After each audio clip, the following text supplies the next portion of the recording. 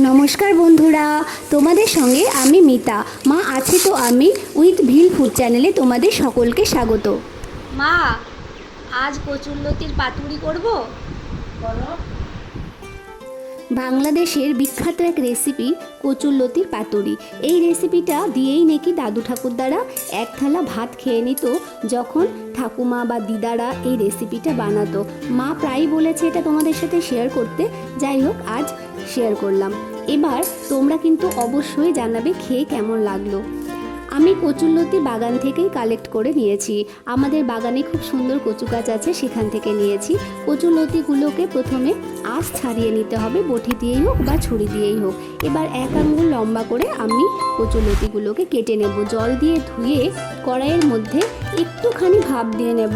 জলটা গরম করে নেব লেবু বা তেঁতুল দিয়ে, তারপরে এটা ফেলে জাস্ট ভাপ দিয়ে নেব। সেদ্ধ করার দরকার নেই, বর্ষাকালের কচুরলতি তো সেই কারণে, কারণ গলা ধরতে পারে বা কুটকুট করতে পারে, সেই কারণে একটু ভাপ দিয়ে নেওয়া। কচুরলতিগুলোকে গরম জল থেকে অবশ্যই তুলে রাখতে হবে, নয়তো সেদ্ধ হয়ে যেতে পারে। এবার বাগান থেকেই আমি দুধমান কচুর পাতা সংগ্রহ করে নিয়েছি। দুধমান কচুর পাতাগুলো একেবারেই কচি এবং খুবই সুন্দর। এই পাতাতেই আমি পাতুরি করব।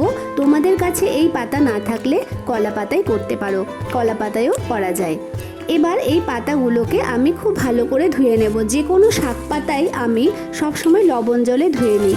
আর বর্ষাকালের পাতাতে তো পোকামাকড় থাকতেই পারে, তাই আমি লবণ জল ফেলে ভালো করে যে পাক মেরে আছে পাতাগুলো, সেগুলো পাকানো পাতাগুলোকে সুন্দর করে খুলে আস্তে আস্তে করে এগুলোকে ধুয়ে নেব।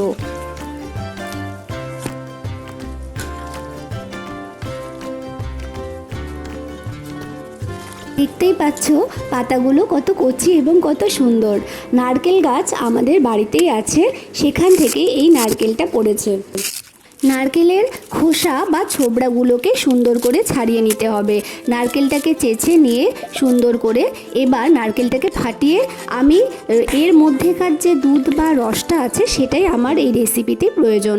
এই জন্য আমি নারকেলগুলোকে ছোট ছোট টুকরো করে কেটে নিয়েছি।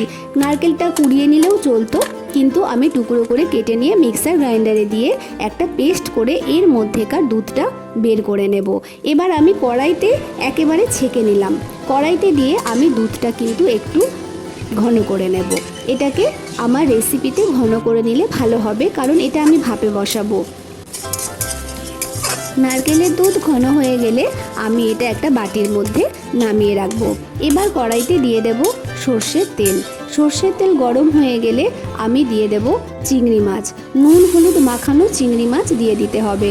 এখানে আমি নুন হলুদ মাখাইনি, একটু তাড়াতাড়ি ছিল, আমি দিয়ে দিয়েছি, এতে কোনো অসুবিধে হবে না। চিংড়ি মাছ কাঁচাও যদি ভাপানো যায় খুব ভালো লাগে। যাই হোক, চিংড়ি মাছ তো বেশিক্ষণ ভাজবো না। এবার চিংড়ি মাছগুলোকে নামিয়ে রেখে আমি এর মধ্যে দিয়ে দেব 1 চামচ কালো সর্ষে, 1 চামচ সাদা সর্ষে আর কিছু কাঁচা লঙ্কা বেটে আমি সেই পেস্টটাকে এই বাটির মধ্যে দিয়ে দেব ভালোবেসে 1 চামচ লবণ আর দেব ছোট চামচের 1 চামচ হলুদ, প্রায় 2 চামচ পরিমাণ মতন সর্ষের তেল। এবার কচুরলতিগুলো দিয়ে ভালো করে মেখে নিতে হবে। লবণ স্বাদ অনুযায়ী দেওয়া যেতে পারে, তোমরা যে পরিমাণ লবণ খাও সেই অনুপাতে এখানে লবণ দেবে। এই ব্যাটারটাকে টিফিন বাটির মধ্যে কচু পাতা বিছিয়ে ভাপে বসানো যায়, কিন্তু আমি তাড়াহুড়োর কারণে কড়াইয়ের মধ্যেই আমি কচু পাতা বিছিয়ে ভাপে বসিয়েছি। এতে একটু সময়টা কম লেগেছে, প্রায় 15 মিনিট মতন। নিরামিষ দিনেও এই রেসিপিটা দুর্দান্ত হয়। তখন চিংড়ি মাছটাকে স্কিপ করে যেতে হবে। চিংড়ি মাছ দিলে যে কোনো রান্নারই টেস্টটা বেড়ে যায়, তাই আমি এখানে চিংড়ি মাছ দিয়েছি। ঝাল ঝাল হলেই কচুরলতি খুব ভালো লাগে, তাই ঝাল লবণটা আমি একটু বেশি ব্যবহার করেছি। এবার তোমরা চাইলে এই ঝাল আর লবণের পরিমাণ কমিয়ে দিতে পারো। এবার কচু পাতার ওপরে এই ব্যাটারটাকে সুন্দর করে বিছিয়ে তার ওপরে দিয়ে দেব আমি আবার 2টো কচু পাতা দিয়ে ঢেকে দেব। এবার দিয়ে দেব একটা ঢাকনা দিয়ে ঢেকে আমি এটা লো হিটে কড়াইটাকে বসিয়ে রেখেছি প্রায় 15 মিনিট মতন। 15 মিনিটের মধ্যে যদি কখনো না হয় তবে টাইমটা তোমরা বাড়িয়ে নিতে পারো, তাতেই হয়ে যায়। এবার মাঝখানে আমি একবার দেখে নিয়েছিলাম কড়াইয়ের নিচে লেগে গেছে কিনা, কিন্তু এতে কোনোভাবেই লেগে যায়নি। আর ঢাকনা খোলার সময় একটা মিষ্টি সুগন্ধ বেরিয়েছে, তোমরা বুঝতেই পারবে। এবার একবার আমি উল্টে দিয়েছি, না উল্টালেও কোনো ব্যাপার না, এমনি সেদ্ধ হয়ে গেছে সব কিছু।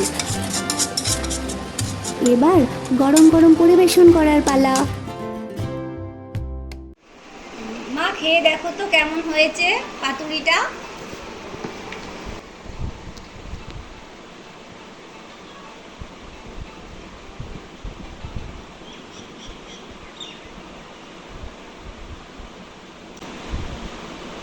বাহ, দারুণ।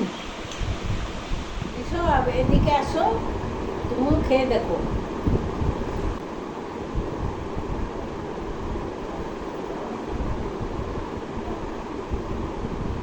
জাস্ট ফাটাফাটি, আর কি বলবো, হেভি হয়েছে। তোমরাও খাবে, তোমরা সবাই ভালো থাকবে। বন্ধুরা, ভিডিওটা ভালো লাগলে লাইক, শেয়ার, কমেন্টস করো, সাবস্ক্রাইব করতে ভুলে যেও না। বন্ধুরা, পাশে থাকার জন্য ধন্যবাদ।